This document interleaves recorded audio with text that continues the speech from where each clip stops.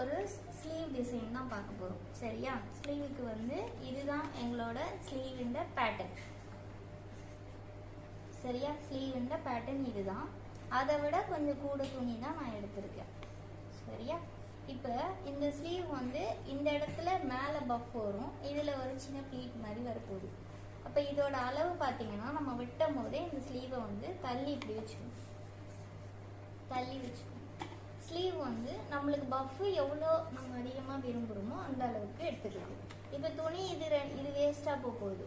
உங்களுக்கு இது வேஸ்ட்டாக போகக்கூடாது அப்படின்னு நினச்சிங்கன்னா இதுக்கு அளவாக நீங்கள் கரெக்டாக மடிச்சுக்கணும்.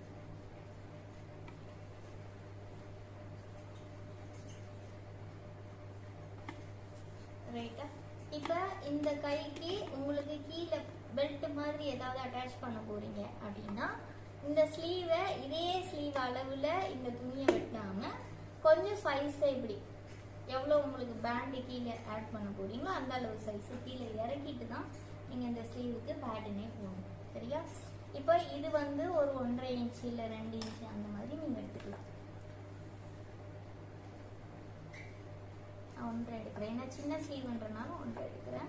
1.5க்கு அப்படியே ஸ்ட்ரெயிட்டாகவே போட்டு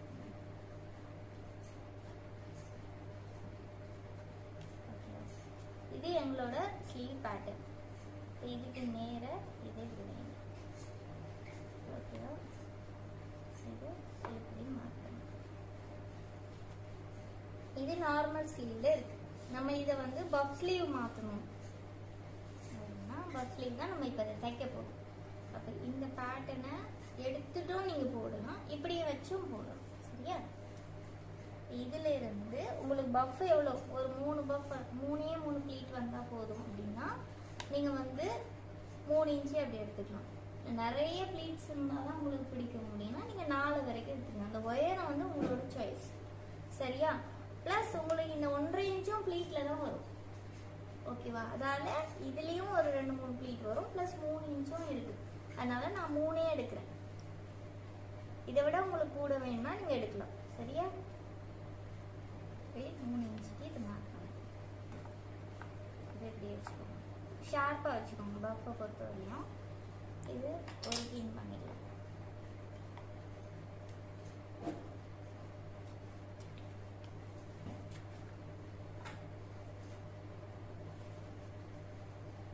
ரைட்டா?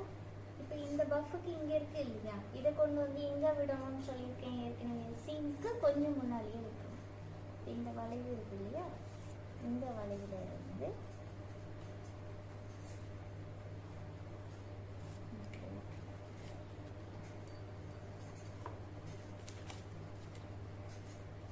சரியா? இதுவுமே என்ன ஆக போகுது உங்களுக்கு, ப்ளீட்டுக்கு தான் வரப்போகுது. இந்த 3 இன்ச் எக்ஸ்ட்ரா விட்டுருக்கோம்ல, அதுவுமே ப்ளீட் தான் வரப்போகுது. ரைட்டா? இப்போ கட் பண்ணிக்கலாம்.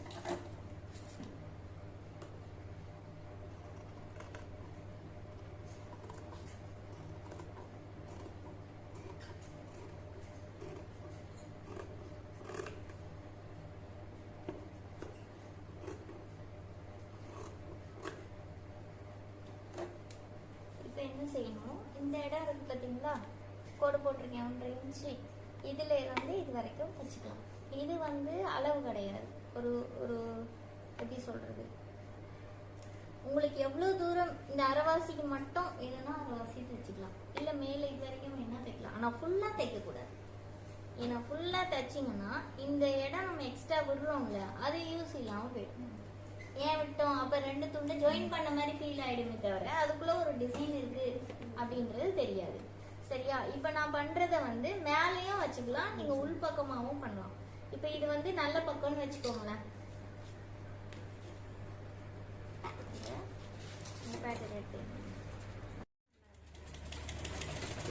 ஃபுல்லாக இல்லை, ஒரு பாதி தூரம். சரியா? இப்போ இதை என்ன செய்யணும், அடுத்தது ஓப்பன் பண்ணணும். ஓப்பன் பண்ணி இதை 2ஆ பிரித்து இந்த பக்கம் பாதி இந்த பக்கம் பாதி.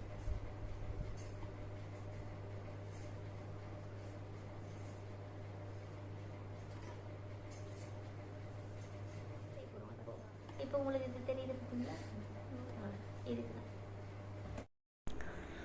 பேட்டர்னில் இருக்க சென்டர் நாட்சை வந்து நம்ம இந்த துணியில் மார்க் பண்ணிக்கணும்.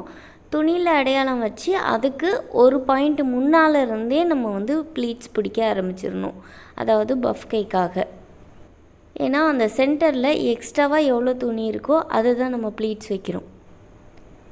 ப்ளீட்ஸ் வந்து பாதி தூரம் அந்த துணியில் சென்டர் நாட்சி வரும் பார்த்திங்களா, அது வரைக்கும் ஒரு பொசிஷனில் நீங்கள் வச்சுட்டு அதை இன்னொரு பக்கம் போகும்போது ஆப்போசிட் டைரெக்ஷனில் திருப்பியும் வைக்கலாம், இல்லை ஒரே மாதிரியாகவும் நீங்கள் ப்ளீட்ஸ் பிடிக்கலாம், உங்கள் விருப்பம்தான். அவ்வளோதான், இந்த ஸ்லீவ் வந்து கம்ப்ளீட் ஆகிடுச்சு. இதில் கீழே அப்படியே மடித்து தைக்கக்கூடாது, அடியில் ஒரு துணி அட்டாச் பண்ணி மேலே தான் நீங்கள் மடித்து தைக்கணும்.